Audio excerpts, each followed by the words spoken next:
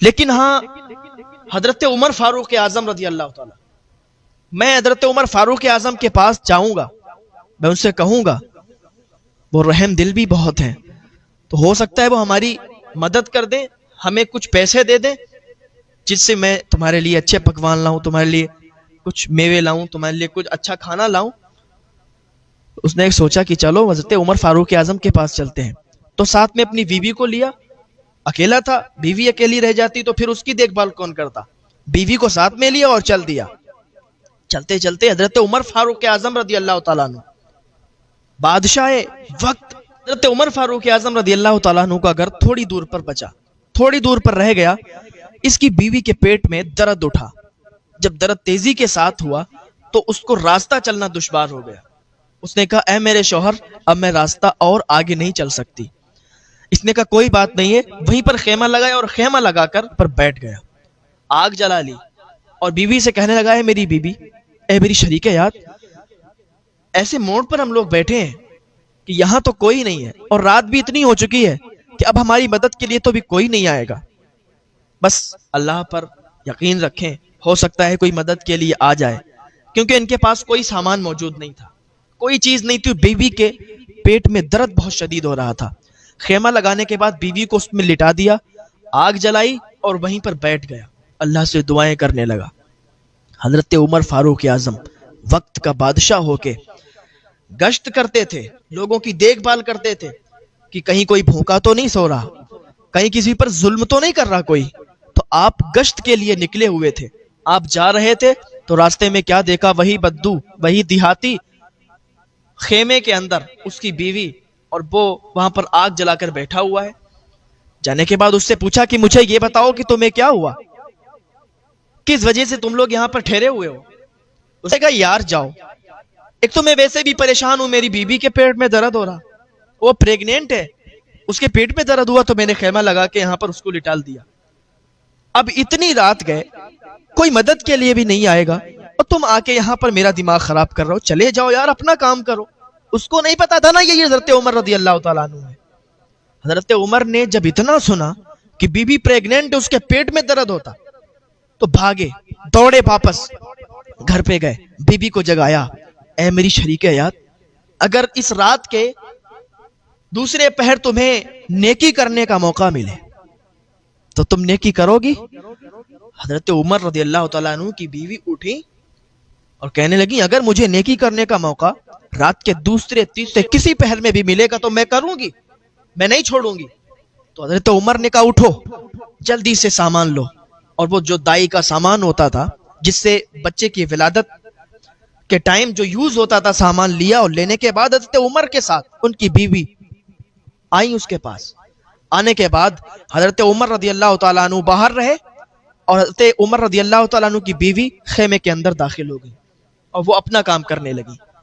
اب حضرت عمر کبھی کچھ کام کرتے، کبھی کچھ۔ اب یہ بدو جو تھا، دیہاتی جو تھا، بھی حضرت عمر کو نوکر سمجھنے لگا، کبھی کہتا بھائی لکڑیاں ڈالو اس میں، آگ جلاؤ، کبھی کہتا بھائی پانی لاؤ، کبھی کہتا یہ کرو، کبھی کہتا وہ کرو، کیونکہ اس کو معلوم ہی نہیں تھا کہ یہی عمر ہے۔ حضرت عمر باہر بیٹھے اس کے نوکر بن کے اس کا کام کر رہے ہیں، اور حضرت عمر کی بیوی اس کی دائی بن کے اس کا کام کر رہی، اس کی بیوی کی دائی بن کے اس کا کام کر رہی۔ بچے کی ولادت جب ہوئی، بچے کی رونے کی جب آواز آئی تو ان کی بیوی بولی کہ اے امیر المومنین، اے حضرت عمر، بچہ الحمدللہ سلامت ہے، بچہ سلامت ہے، بچہ ٹھیک ہے۔ جب اس بدو نے، جب اس دیہاتی نے یہ سنا کہ حضرت عمر یہی ہے تو قدموں پہ گر گیا، پیر پکڑ لیے، مجھے معاف فرمائے، میں نہیں جانتا تھا کہ آپ ہی عمر ہیں، میں نہیں جانتا تھا کہ آپ عمر ہیں، آپ بادشاہ وقت ہیں، اس لیے کیونکہ میں نے تو دیکھا کہ آپ کبھی لکڑیاں چولہے میں ڈال رہے ہیں، کبھی میرے لیے پانی لا رہے ہیں، میں آپ کو پہچان ہی نہیں پایا، کیونکہ بادشاہ کا یہ کام نہیں ہوتا ہے۔ تو حضرت عمر نے اس کو پکڑا، اس کو اٹھایا اور سینے سے لگایا، اس کے ہاتھ پکڑ کر اٹھایا اور اپنے سینے سے لگایا اور کہا یار ہم کوئی ایسے ویسے کے غلام نہیں ہیں، ہم تو محمد الرسول اللہ صلی اللہ تعالی علیہ وسلم کے غلام ہیں، اور ہمیں میرے حضور سے یہ سیکھ ملی ہے کہ دوسروں کی مدد کرو، دوسروں کی ہیلپ کرو، دوسروں کی پریشانیوں میں شریک ہو، دوسروں کی تکلیف کو اپنی تکلیف سمجھو۔ ہم اس لیے مدد کر رہے ہیں تاکہ ہمیں نیکی مل جائے۔ ہم نیکی کمانے کے لیے آپ کی مدد کر رہے ہیں. تو یہ حضرت عمر رضی اللہ تعالیٰ عنہ. تو نیکی، میں بات عرض کر رہا تھا کہ نیکی کرنا چاہیے، غریبوں کی مدد کرنا چاہیے اگر آپ استطاعت رکھتے ہیں. لوگ تو ایسے بھی ہیں کہ جن کے پاس کچھ بھی نہیں ہے لیکن پھر بھی وہ مدد کرتے ہیں. ہاں کیسے؟ اگر مال نہیں ہے تو کیا ہوا، اپنے جسم سے، اپنے ہاتھوں سے محنت کر کے ایک دوسرے کی مدد کرتے ہیں. عرض کر رہا تھا، اس نے بتایا کہ میرا بھائی 3 کام کرتا تھا. ایک کام کہ وہ غریبوں کی مدد نہیں کرتا تھا، ان کو رسوا کر کے دروازے سے بھگا دیتا تھا. اور دوسرا کام یہ کہ حرام اور حلال میں وہ تمیز نہیں کرتا تھا. حرام کمائی کماتا تھا اور حرام کھاتا تھا. کبھی بھی اس کے پیٹ کے اندر جائز کمائی کا لقمہ نہیں گیا، حرام کمائی اس نے کی. میں کہتا ہوں، میں نے اکثر تقریروں میں، بیانوں میں کہا ہے کہ انسان اگر غلط کام کر کے حرام کمائی اگر وہ کرے گا، حرام کی دولت اگر کمائے گا، تو کہیں نہ کہیں اس کی دولت نکل جائے گی، خرچ ہو جائے گی، برباد ہو جائے گی. لیکن اس کا عذاب بہت سخت ہوگا. اگر آپ حرام کمائی کرتے ہیں، آج سے ہی حرام کمائی کرنا بند کر دیں، کیونکہ اللہ برکت صرف حلال کمائی میں دیتا ہے، حرام کمائی میں نہیں دیتا.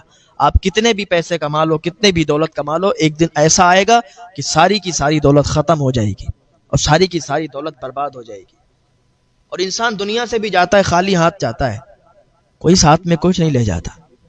تو اگر آپ حلال کمائی کمائیں گے تو اس میں برکت ہوگی، حرام کمائی سے آپ برباد ہو جائیں گے. تیسرا کام یہ کرتا تھا کہ چغلی بہت کرتا تھا، ایک دوسرے کی چغلی کرتا تھا، 2 لوگوں کو لڑواتا تھا، آپس میں لڑائی کروا دیتا تھا. یہ اس کا کام تھا. یہ 3 اس کے کام تھے، اور انہی تینوں کاموں کی وجہ سے اسے عذاب میں مبتلا کر دیا گیا ہے.